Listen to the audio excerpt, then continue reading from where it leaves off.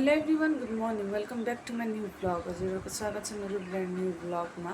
आज चाहिँ डे 19 हो। म चाहिँ जस्ट उठाएको छु, मम्मीले आएर उठाउनु भयो। उठाएको छु नि उठा हल्तो लाउन जाऊँ भनेर, त्यही भएर चाहिँ उठ्न पऱ्यो सिधै। अब म चाहिँ फ्रेस हुन्छु त्यसपछि म लगेर हल्तो लगाउँछु। हजुरहरूलाई हल्का हल्का क्लिप हालिदिन्छु। अहिले चाहिँ माइजू आउनु भएको छ घरमा, माइजूको छोरी म्यागीले देखाएको म्यागी कराएको छ। आऊ बना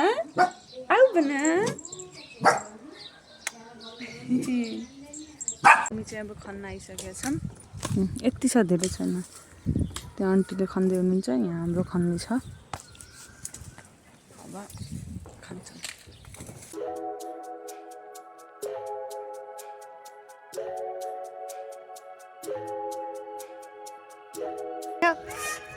अब मेरो छोरीले खनेर हल्तो पनि लाउँछ, किसानी पनि गर्छ, बिपी चेक पनि गर्छ, घरमा रङ पनि लाउनु पनि जानिछे, सब चिज जानिछे। अर्की नानी नै आइछिन् हेल्प गर्न, सानी सानी नानीले अब लाउँछु भन्छन्। मलाई थकेर लागेर्नुहोस्, अब बुढो भएपछि सकिने आइन्छ खन्न पनि, सबै छोरीले गरिछ। म त त्यस्तै छु। अर्की बहिनी आउन हटी, दिपा बहिनी पनि हुनुहुन्छ। सबैले यहाँ खन्न लाहाम, किसानी भयौँ, के गर्ने।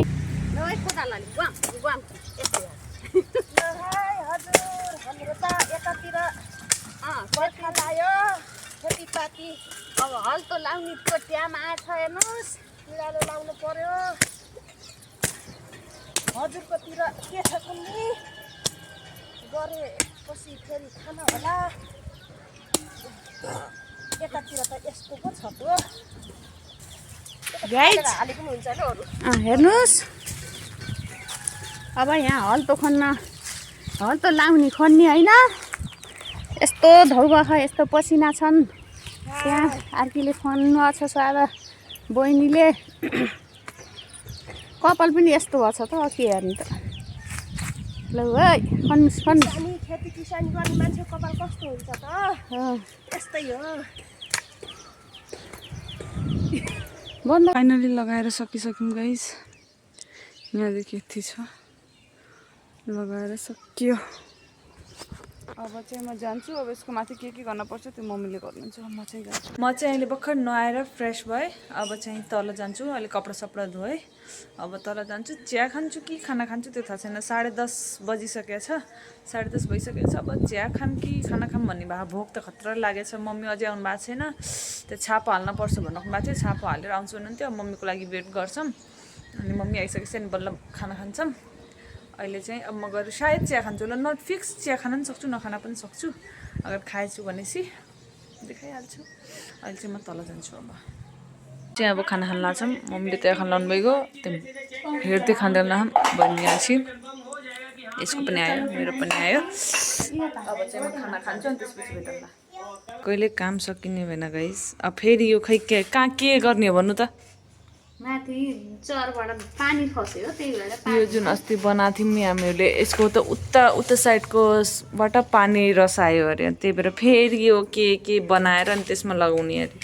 त्यही भएर यो बनाउँदैछौँ। ढुङ्गा चारेर गरेर ल्याउनु भयो अरे। अब बनाउने सामान के पनि छैन, सब हातले गराउने अरे। अब के भनिदिउँ, अब नै भन्न नसकिने काम गर्नै पर्यो। त्यही भएर यो गराउँछु, त्यसपछि हजुरहरूलाई। अनि यहाँ सिमेन्ट छ, सिमेन्ट छ। अहिले उता गएपछि कसरी गर्छौँ त्यो पनि देखाइदिन्छु। हातले गर्ने कसरी गर्ने त्यो देखाउँछु।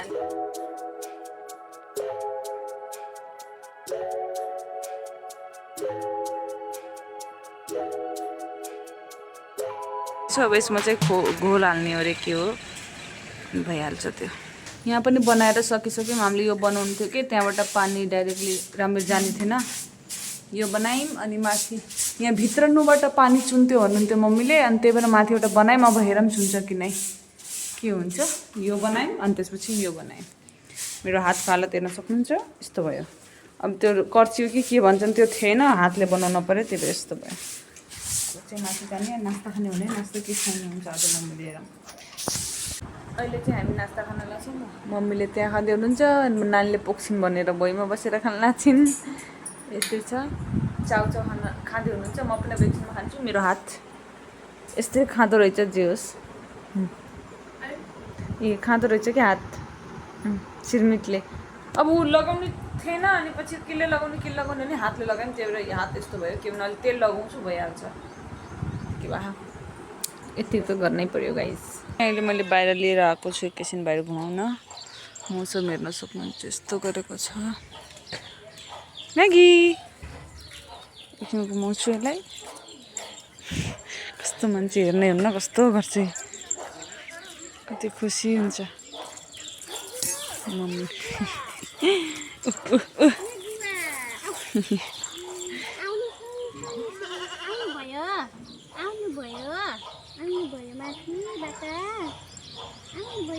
हेर्न सक्नुहुन्छ यसले मेरो काखमा बस्नको लागि कस्तो गरेछ यस्तै गर्दा मलाई पनि माथि बसाल भनेर आऊ आऊ ल बस्यो अब यो काखमा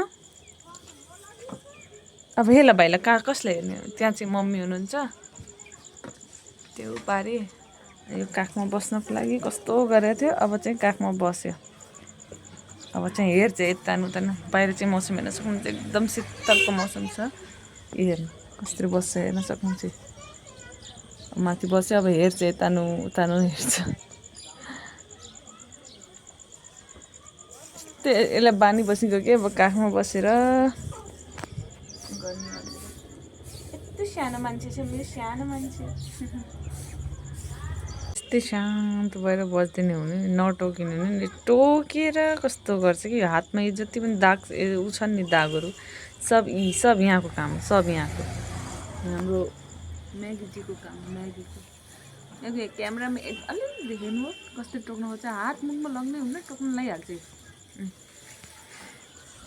म चाहिँ अहिले म्यागीसँग बाहिर बसेको छु यहीँ छ म्यागी अरू अब खासै केही छैन भिडियो राख्नुको लागि अब त्यही खाना पकाउँछौँ अनि खाना खान्छौँ होला अरू खासै केही छैन पानी पर्छ होला भन्ने जस्तो लागिरहेछ मलाई अब के गर्छ त्यो थाहा छैन मैले ब्लग चाहिँ यतिमा नै इन्ड गर्छु होला आई होप आजको ब्लग हजुरहरूलाई राम्रो लाग्यो होला अगर राम्रो लागेछ भने मेरो च्यानललाई सब्सक्राइब गरिदिनु होला मेरो भिडियोलाई लाइक कमेन्ट सेयर गर्न चाहिँ नबिर्सिनु होला आजलाई चाहिँ यति नै म्यागीसँग मैले चाहिँ आजको ब्लग यहीँ इन्ड गर्दछु अब अर्को ब्लगमा भेटौँला बाई